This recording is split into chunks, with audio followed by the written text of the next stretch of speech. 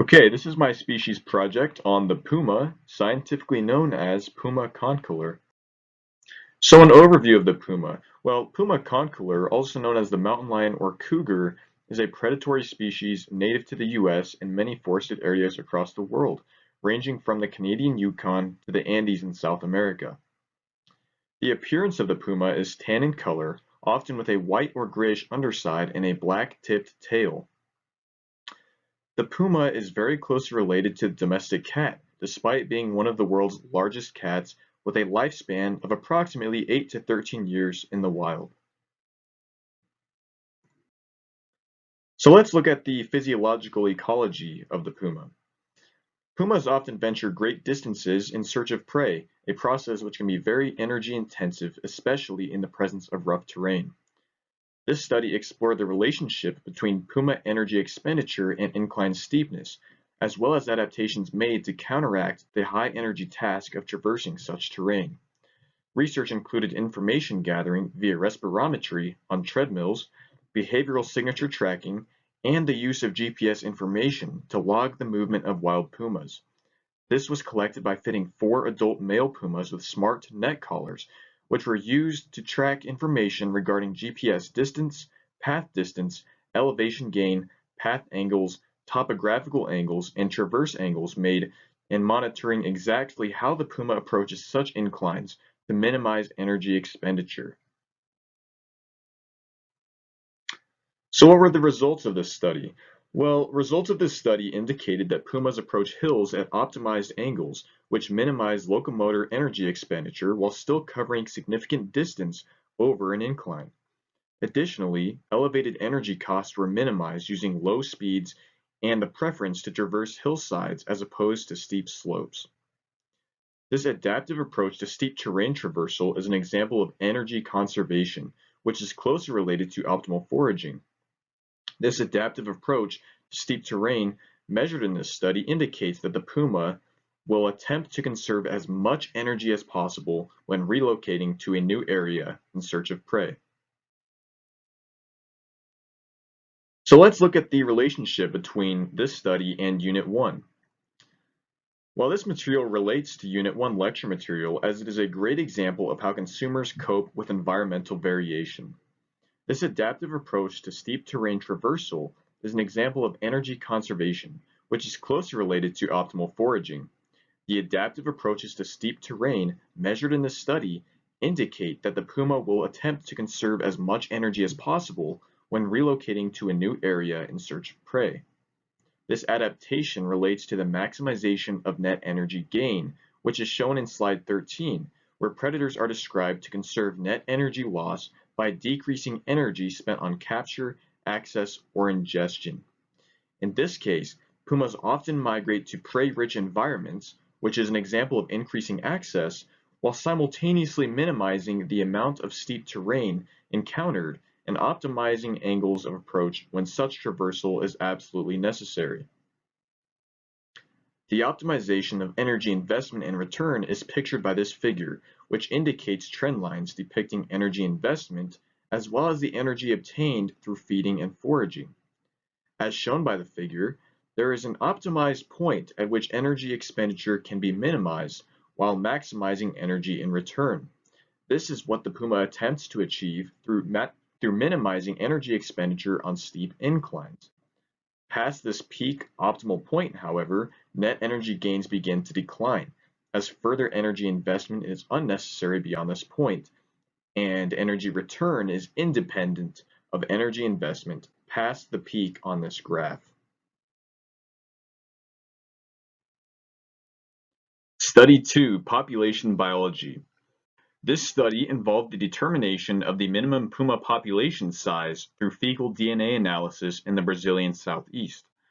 To develop an estimate for puma population within these areas, which included Vasanunga State Park and Jatai Ecological Station, fecal samples were collected and genetically tested using QI-AMP DNA stool mini kits, which are pictured on the right. After confirming that these samples belonged to pumas, these samples were individualized, meaning that certain samples were genetically fingerprinted and could then be used to track movement of individual pumas in the area through the combination of collected stool data and satellite imagery, each of which contained 4 loci.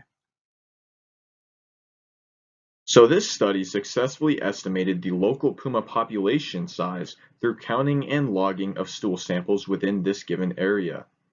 This data was then scaled up and applied to larger surrounding areas to ultimately help estimate puma population size within this region. So this right here is a Landsat 7 ETM satellite image, which has been combined with data collected regarding the numbers of identified samples. So numbers 2, 5, 7, 10, 9, 11, 16, 18, and 20 indicate sites in which puma feces were collected from. This data was used by the researchers to approximate both puma population and positions within these areas. Using this high-tech approach, which is a combination of genetic testing and satellite imagery, to estimate population size, researchers discovered the presence of at least 9 pumas in the region, 3 of which were in Jatai Ecological Station, 4 in Vasanunga State Park, and 2 in the surrounding areas. Relationship to Unit 2 Population Biology. This study produced results regarding not only individual puma movement in South Brazil, but also population size and territory of the pumas in this location. This research was discussed in Unit 2 Populations, specifically in Slide 10, which includes population estimates via area-based counts. While this study did not count individual pumas via in-person sightings, it ultimately achieved the same goal through the counting and logging of stool samples within a given area. This data was then scaled up and applied to larger surrounding areas to ultimately help estimate puma population size within this region.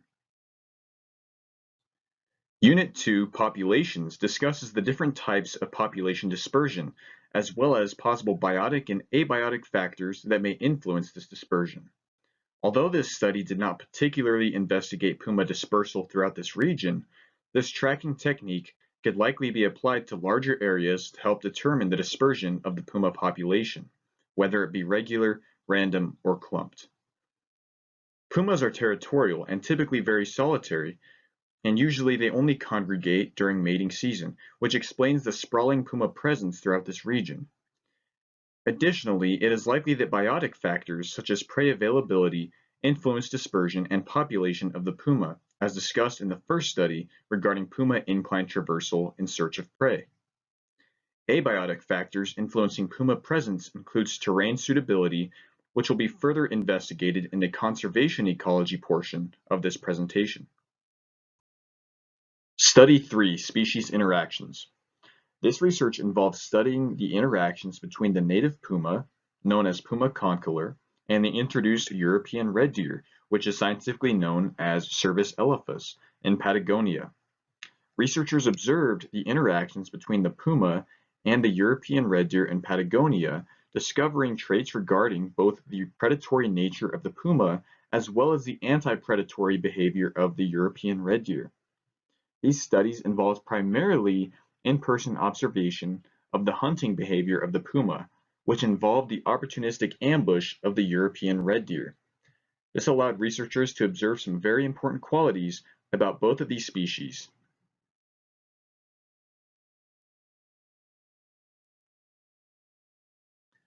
One of the most notable observations made regarding the puma is that they behave as generalist predators. This means that the puma can opportunistically adapt to a new prey species, such as the European red deer, as the European red deer is not native to Patagonia and was introduced in the 20s. This study likely helped researchers to understand how species interactions influence the population dynamics of the interacting species. This means that the presence of the puma and the presence of the European red deer likely influence each other's population dynamics. For example, puma populations may impact and control population size and growth of the European red deer.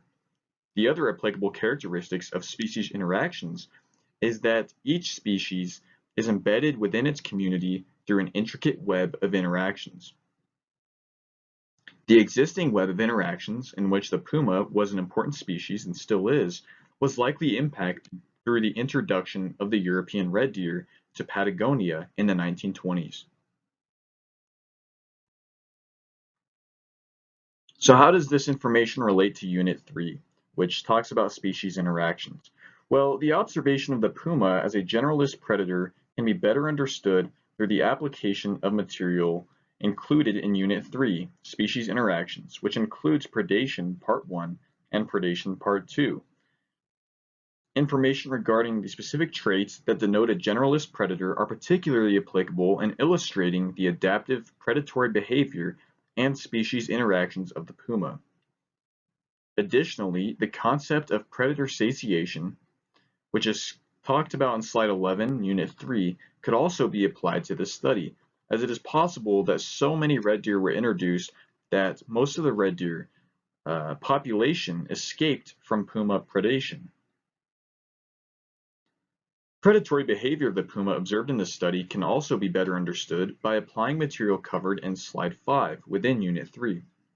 This slide lists 5 characteristics of species interactions, 2 of which can be applied to this study. The first applicable characteristic is that species interactions influence the population dynamics of the interacting species. This means that the presence of the puma and the presence of the European red deer can influence one another's population dynamics. For example, puma populations may impact and control population size and growth of the European red deer. The other applicable characteristic of species interactions is that each species is embedded within its community through an intricate web of interactions. The species, or the existing web of interactions, in which the puma is an important species, was likely impacted by the introduction of the European red deer. As discussed in slide 6, this could yield either positive, negative, or neutral impacts for local predators such as the puma. In this case, it is likely that the introduction of the European red deer proved to be a positive impact for the local puma population, serving as a new source of food. However, the anti-predatory behavior of the European red deer likely prevented an unmanaged growth in puma population. Study 4. Conservation. Like many species, the puma is susceptible to landscape changes and habitat quality decline, which can lead to endangerment. Given the importance of the puma in maintaining ecosystem balance and prey population regulation, it is imperative that the puma habitats are protected. Before quality habitats can be conserved, however, they must be identified. To identify such optimal habitats, researchers in this study modeled puma habitat and connectivity throughout Arizona and New Mexico, spanning an area of roughly 611,300 kilometers. Study 4 Conservation Results. Using state-of-the-art topographical modeling tools and imaging technology, the researchers concluded that forests and woodlands are among the most optimal habitat types for the puma. Habitat types associated with the lowest suitability for the puma were discovered to be those with high human activity and developed agricultural areas. This image shows the topographical quality of various environments for the puma habitation. As shown by this map, areas of low-quality habitat can be found near major highways and developed areas, while patches of suitable environments are spread out and typically found in less high-activity locations. Much of this research focused not only on locating the high-quality environments of the pumas, but also developing a better understanding of the connectedness of these high-quality patches, which allows for a more strategic and informed conservation decision to be made. In this case, it is likely that highways and high-activity agricultural areas cause elevated levels of stress on the puma, making such locations suboptimal for habitation. The avoidance method as a means of stress reduction is likely why puma populations tend to avoid low-quality environments. Ultimately, preservation of puma populations and habitats will likely reduce such stressors imposed by the environment, as well as ensuring the maintenance of a healthy predator population to maintain food chain balance. So how does this study relate to material that was covered in lecture? Well, the information regarding conservation is certainly applicable to Unit 4, Communities and Change, which includes Conservation Biology Part 1 and Part 2. Specifically, information regarding the connections between suitable habitat types, and the preservation of various species is closely related to the content presented in this study. Additionally, Unit 1, Organisms and Their Environment, includes information which is closely related to conservation and puma habitat. Slide 7, Stress, considers the factors that can induce stress on a given organism, which reduces survival, growth, or reproductive potential for the organism. In this case, it is likely that highways and high-activity agricultural areas caused elevated levels of stress, making such locations suboptimal for habitation for the puma. The avoidance method as a means of stress reduction is likely why puma populations tend to avoid low-quality environments. This image depicts the common factors responsible for threatening various animal populations. As indicated by this chart, a common theme shared by all species is the threat of habitat loss and degradation, a serious problem that can indiscriminately reduce habitat quality for many species. As indicated by this chart, the second biggest threat to mammals is that of overexploitation, a problem which is also faced by the puma. So given the foundational role of the puma as a predator across the world, researching such intricate adaptations, behaviors, and interactions of the puma are only the first steps to understanding the complex nature of this fascinating species.